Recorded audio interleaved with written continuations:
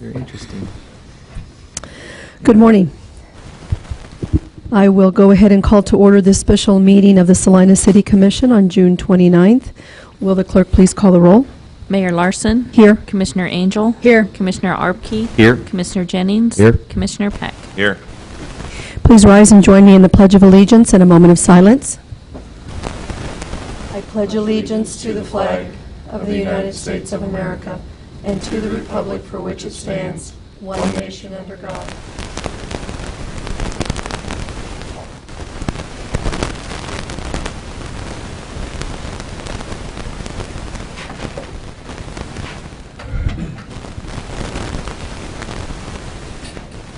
I understand the reason for this meeting is to discuss communications.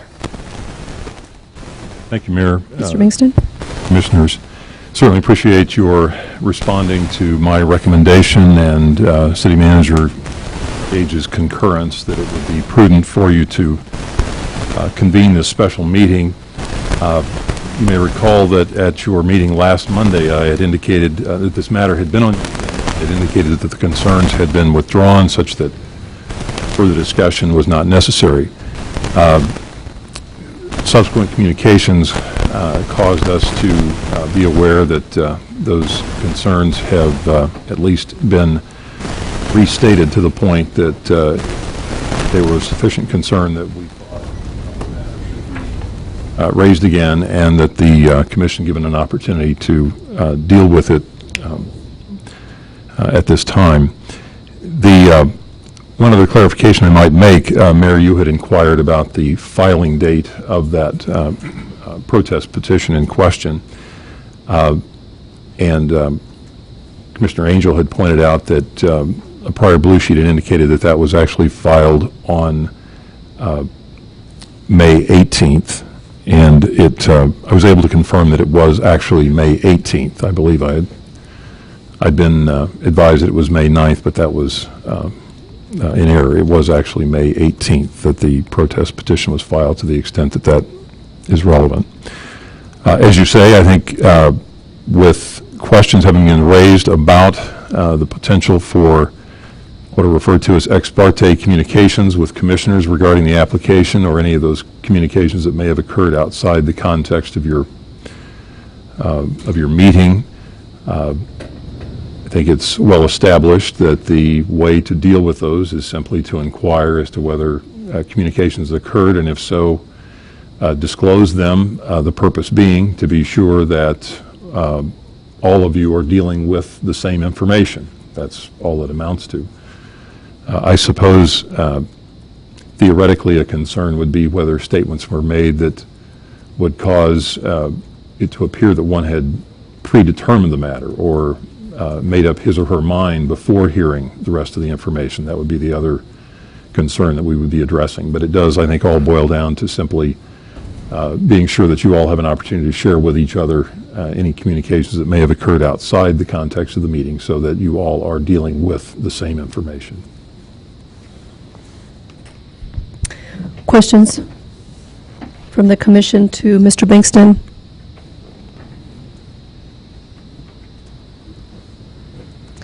If not, I'll open it up to public comment.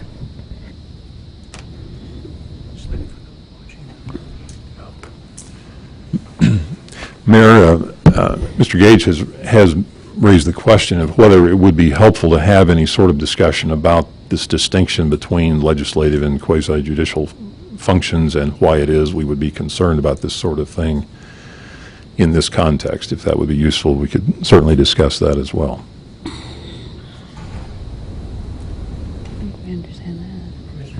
I think we understand that, don't we? Right. About any issue, what's so different about this? And so the thought being is it's probably less useful for you in this room. Past conversations with staff. I kind of understand that, but for those who might be watching, it might be good for them to understand.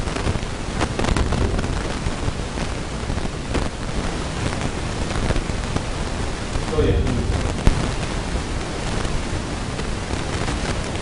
Well, correct me if I'm wrong. Did we already discuss this? Wasn't this on a prior agenda where we had discussion regarding this a couple of weeks ago, maybe? We discussed it slightly, and then it was supposed to be on the agenda last week, and it was pulled. Right. So you want us to rediscuss the discussion? Well, I think, if I may, I think the simple point is just so that everyone understands that, and as you all well know, that in your legislative role, as you are customarily dealing with the city business, persons can access and give you the benefit of their opinions virtually any time, anywhere, and I'm sure they do. This is, we're in an area where, under Kansas law, certain functions are designated as, or recognized as being quasi-judicial. When they are quasi-judicial, they do take on aspects of due process that we need to be concerned about, or at least watchful for, and that has to do with you all being one of those, is the opportunity to be heard by a fair and impartial tribunal. And that's where the concern comes about in these certain circumstances, that all of you are dealing with the same information, and that everyone knows that anything that's being considered as you deal with the question or deal with the case is known. So the way I understand it is from now on anything that's being appealed, we will be informed on that there is an appeal process so that we know it's currently happening, so that we don't have any discussions outside of the City Commission room. Is that correct? Yes, I think planning staff is working on the details of that and may wish to comment about how that would be implemented, but generally speaking, the concern was there are two aspects, both in terms of zoning cases or any situation such as this where you're actually dealing with more of an appeal type format, that virtually from the point of application, if there is any potential for this type of scenario, that it would be flagged, so to speak, so that you all would know as early as possible that it could lead to a situation where you all would be dealing in this context. Another quick question regarding that appeal. Are they informed when they appeal that they can't have any communication with commissioners outside of the City Commission room? Is the applicant informed of that? But the reason I ask is, after having extensive conversations regarding this, both parties called me the day after the petition was filed. So, and what they told me that day, they mentioned here in City Commission the following Monday. So it was like I had reheard it. I heard it again because they called me, and then they proceeded to attend a City Commission meeting, and I don't know if they called. I can't speak on behalf of the other commissioners, but that was my personal experience with that. So that is why I ask, when someone is appealing, are they informed of what they can and cannot do? That's a good question, Mayor. I don't know as a practice that they are, but I do know there were certain communications with certain parties in this particular case. I might have to defer that to Dean Andrew, who, but I don't know if that was in relationship to your role or whether it was a relationship to the Planning Commission. So I'm not sure, but one of the things we want to do, as Greg mentioned, is we want to really create some simple information so that you know if there's some kind of decision that may not ever come to you going on, that it makes it to where you don't accidentally stumble into a conversation that later raises this question. I think that's really what basically happened this time, and so we want to make sure we do that, and part of that will also be providing that information to at least all the related parties that we know of at the time that a decision is occurring. Sometimes people can be brought into those later, but at least those key parties. Now, the question of whether they can approach you is probably they can, but certainly as long as they know the parameters and then you know the parameters, it's if they choose to approach you even when maybe they shouldn't, then it's easy for you to say, well, we've all been made aware, and because of this type of an issue, all the discussion needs to occur in the public meeting. So our objective is to try to make sure everybody knows that. It seems like there's a fairly fine line making that distinction. I guess whether it's two different citizens that have they're having an appeals petition, or whether it's a group of citizens or a single citizen who just happen to disagree with the city on something we might be implementing, aren't those all quasi-judicial? roles we're playing. When you say implementing, Commissioner, do you mean of a, I don't in care if relation it's to an golf ordinance course or- increases being increased. I mean, I think possibly the way to think of it is that there are actually, I suppose, three categories of circumstances that you're normally dealing with. Legislative, I suppose the clearest example of late would be the Clean Air Ordinance. There you're clearly legislating, you're looking at a proposed ordinance, and certainly citizens are entitled to express their opinion to you regarding that under any virtually any circumstances that you're willing to listen. Administrative matters, I suppose, say, golf course fees are going to fall more in that administrative category, and I think they are much the same, that to the extent you're willing to entertain input, citizens are used to speaking to you individually and outside the context of the meeting and just relating their viewpoint. It is generally going to be, take the zoning case, the distinction that the court made in making that characterization of a zoning case is that, and maybe the distinction is drawn between a text amendment and an actual zoning case. If you're dealing with a text amendment that would determine whether to add, say, a particular use under a certain, under a C3 zone, that is legislative because you are dealing with the ordinance that would have general application to the city of Salina. If you were looking at a particular rezoning application, the distinction is that you are taking the existing legislation in the form of the zoning ordinance and applying it to a particular case. okay, Much like a judge might do so okay. in applying current law to a particular case. That's when it gets into this category and where the due process considerations begin to attach. Okay, that helps.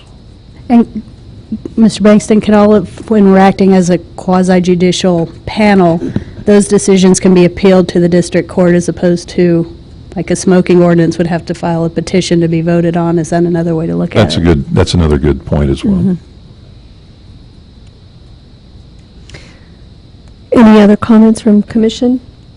Discussion? Did you all want us to talk about exactly the conversations we had with the parties? How much detail did you want us to get into? I do believe it would be helpful, given the allegations that have been asserted, to speak to any communications you may have had regarding the case. Of primary concern, of course, would be anything that you believe may not have been discussed, if there was anything that you talked about outside the meeting that was not discussed in the meeting. I'll start here. I did make a visit to the Rendezvous Bar. I was not invited by the owner. This is on my own volition, and I wanted to see exactly what was going on at the property and how close it was going to be abutting the other properties. I did have a discussion with him and asked him why it was so far forward to the street and why it wasn't toward the back. He explained to me his reasons for that. On that same day, I also went and visited the Paramount Bar and looked at their outside patio. And I also made a visit to Big Nose Kate's to look at their outdoor patio that was upstairs. So I visited the three establishments downtown that all had outdoor smoking, just to see how this was going to affect the downtown corridor. So that was my extent of my visit that day to the Rendezvous, the Paramount, and Big Nose Kate's.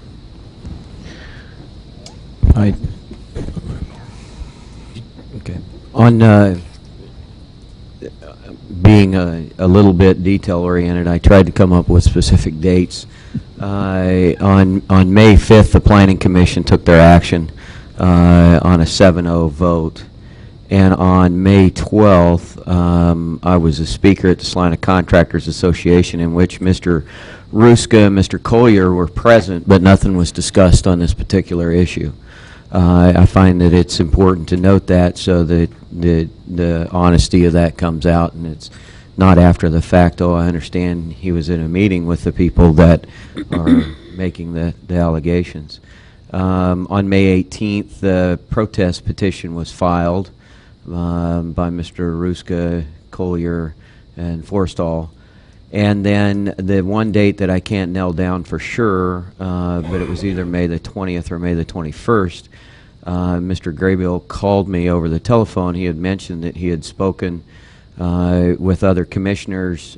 He was very dissatisfied with the city because of his attempts at this project and the things that he was going through, and that he wanted this to come before the commission. And I told him if it came before the commission, then obviously we would do the same justice on that as anything. Then at the June 1 meeting, Mr. Graybill was here within this meeting hall, and as we were in between our two meetings, gathered a few people together, a few commissioners together, and basically told us that he was pouring concrete the following day, and that this matter, as he understood, was going to come before the commission, and he didn't want to upset the commission or show disrespect towards any of the commissioners by that action. He had just had that scheduled for quite some time. On June the 4th, which I actually opened it, June the 5th was our notification packet that I received, in which we were formally notified that there had been a petition and that this matter was going to go before the commission. So on June 8th, we heard it as the commission, and then again last week, the discussions in general that we had. And the complaint letter, I don't have a date on it. If anybody has a copy of that, I just don't know when we received the complaint letter of the allegations from the parties, or party. My turn. I received a phone call from from one of the parties. I believe it was the week of May 24th. It might have been the week prior, but I believe it was the week of May 24th. As Commissioner Jennings said, Mr. Graybill was at our meeting June 1st, and I also received notice of the appeal on June 4th. So my conversation with him was prior to receiving notice that an appeal was made. He indicated to me in that phone conversation that he was intending to build a patio, that one of his neighbors had some complaints about the patio. I'm apparently so out of touch with where the rendezvous is. I thought his neighbor was the Benjamin Moore paint place that had a complaint about his patio. I found out later it wasn't Benjamin Moore, but I asked him if he knew the details or why his neighbor was complaining about the patio. He didn't know specifically why, indicated that we would probably find out at a later commission meeting, that all the parties would be there and voice their complaints at that time. That was the extent of my conversation. Yeah, similarly, I spoke with Mr. Graybill before the appeal petition was filed. He called me up. I don't know the specific date in May. He called me up just to inform me of this particular project that was coming on.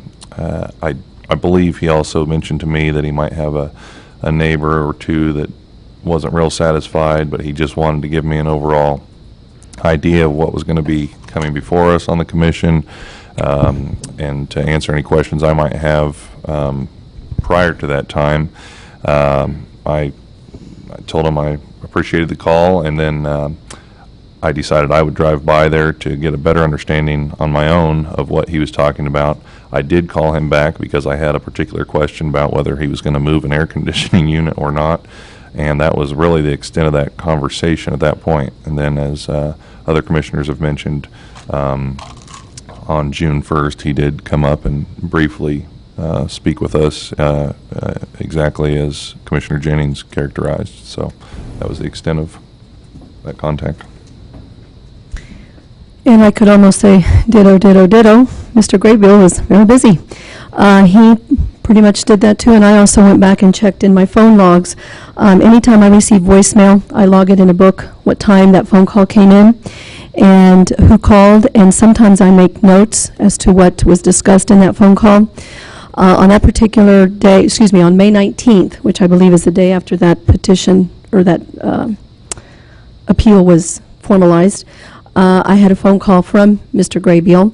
However, I do remember playing phone tag with him for a couple of days, and because I wrote nothing down on May 19th, I don't know if I returned his call and then he had to call me back because he's on some on my phone log within the next day or two. So I don't know how long it took before we finally did hook up, and he pretty much mentioned the same thing to me.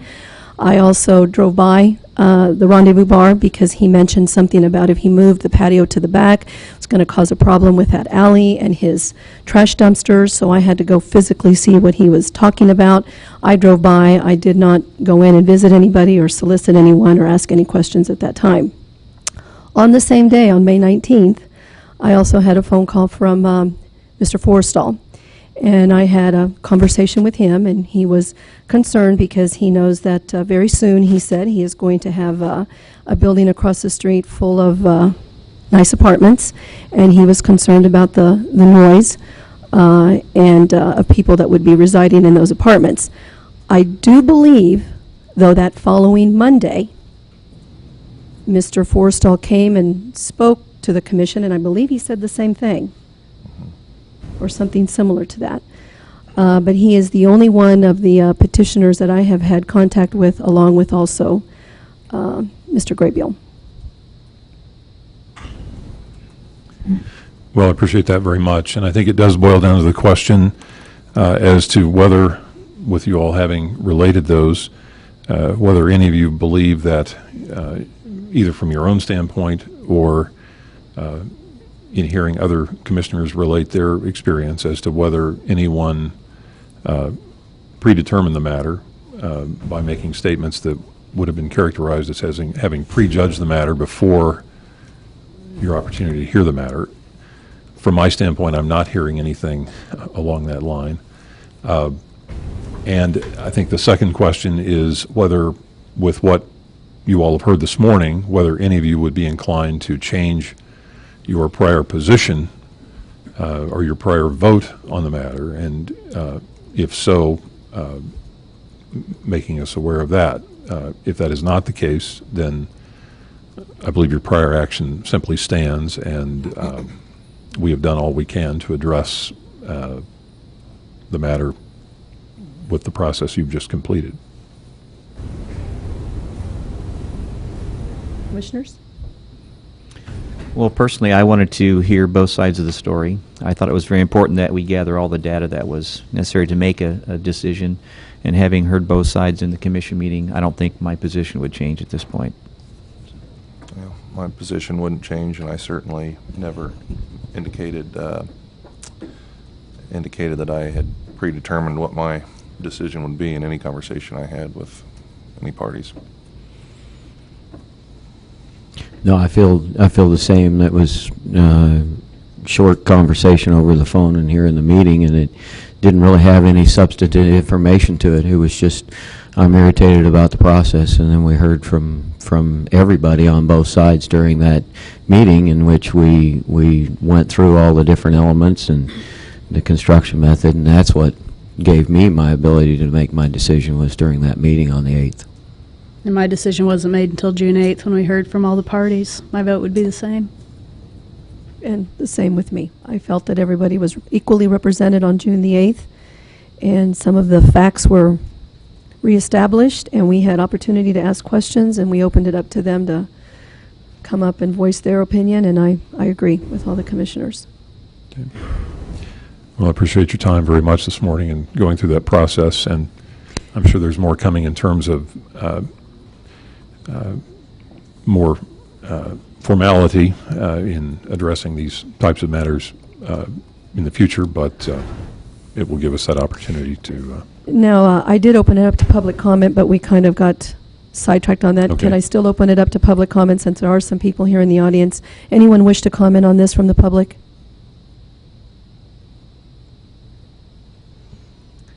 Okay, then if not, I will ask for adjournment. Move we adjourn. Second. It's been moved and seconded that we adjourn. All those in favor say aye.